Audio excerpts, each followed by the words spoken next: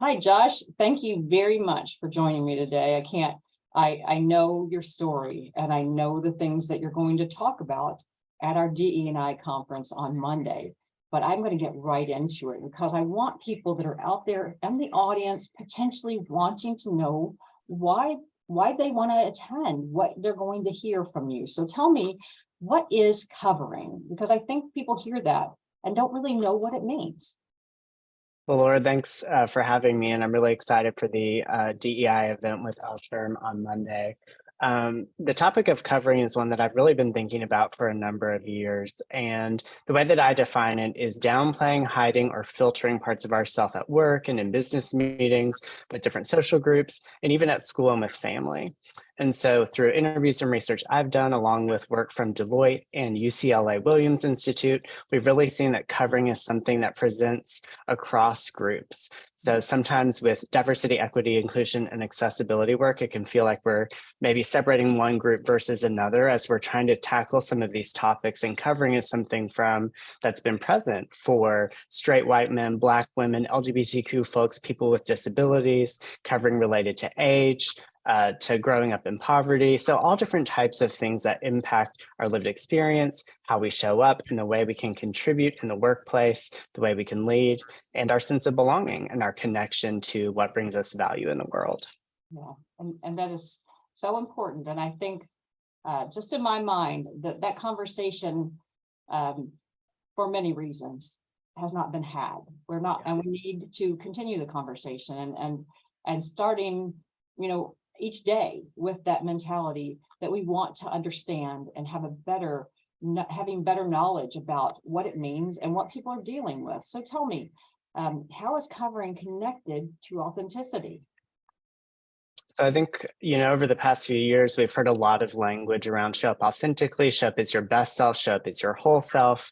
And when I was talking recently with some leaders, some in Denver and some across the country, they were asking the question of, as we talk about the topic of covering, and I use the language of uncovering our value, because those lived experiences directly impact how we're able to contribute and how we value ourselves and the value that we can bring into the world.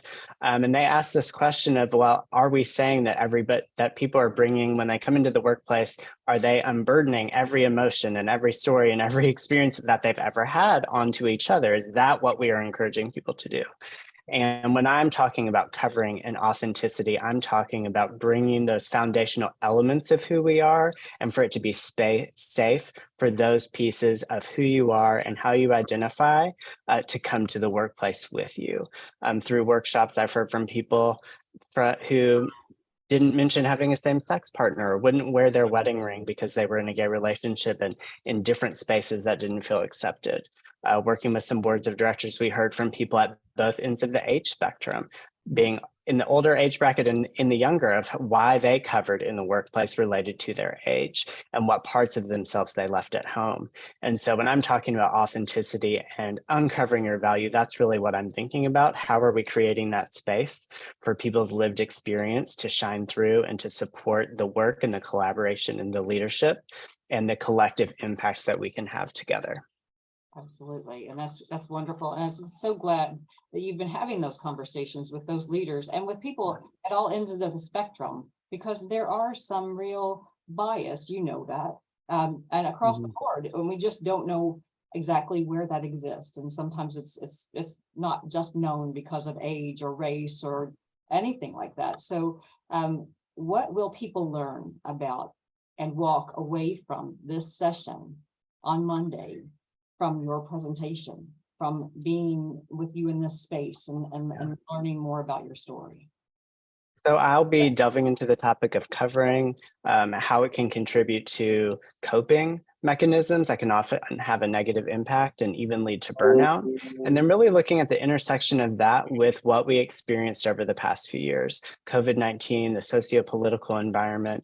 And there's really been, never before for my generation have we been able to had an opportunity to really ask the question of, whose imagination are we working in, and how do we change and reimagine work for the future? And I really think that uncovering our value and doing some introspective activities internally and thinking about how that permeates the culture is so important. So that's going to be a big focus of what I'm talking about, that intersection, and really challenging some leaders and providing some leaders with questions, with takeaways and things to consider as they step back into the workplace and think about the impact covering is having and what does supporting and uncovering movement in the workforce look like.